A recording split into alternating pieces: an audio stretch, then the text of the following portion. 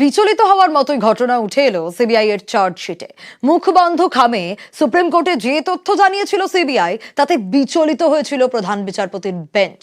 CBI এর চার্জশিটে বলা হয়েছে, মত্ত অবস্থায় একাই নির্যাতন চালায় সঞ্জয় রায়, শ্বাসরোধ করে খুন করে, খুনের পর নির্যাতন।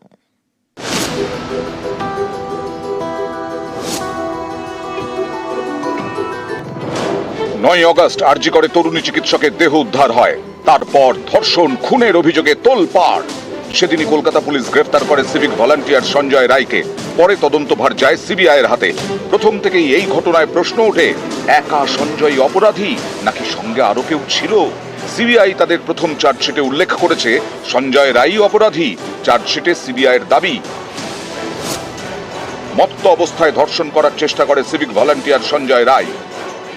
বাধা দিলে শ্বাসরোধ করে খুন করে তরুণী চিকিৎসককে। এরপর মৃতদেহের ওপর শারীরিক নির্যাতন। চার্জশিটে সঞ্জয় রায়কে মানসিক বিকারগ্রস্ত বলে উল্লেখ করেছে সিবিআই।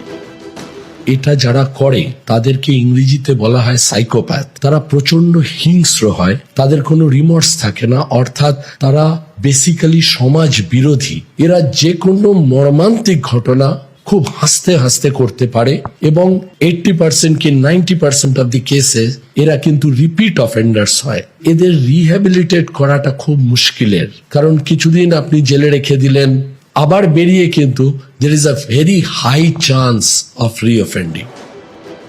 এসব শুনে অনেকেই আটকে উঠছেন।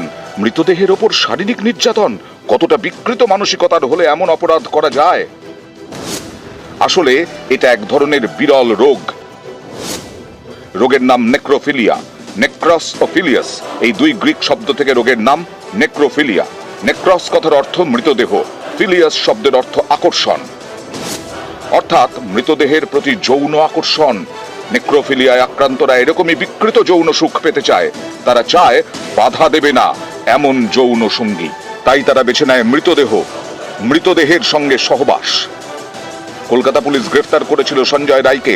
মামলা হাতে পাওয়ার পর আরো দুজনকে গ্রেফতার করে সিবিআই। আরজি করের প্রাক্তন অধ্যক্ষ সন্দীপ ঘোষ এবং টালা থানার তৎকালীন ওসি অভিজিৎ মণ্ডল।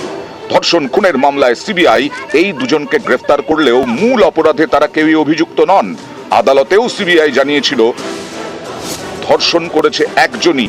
এখনো পর্যন্ত তদন্তে এটাই উঠে এসেছে, গণধর্ষণ করা হয়েছে কিনা তার তদন্ত চলছে। এবার সিবিআই চার্জশিটেও উল্লেখ, মূল অপরাধী একজনই। অর্পিতা হাজরা, নিউজ 18 বাংলা।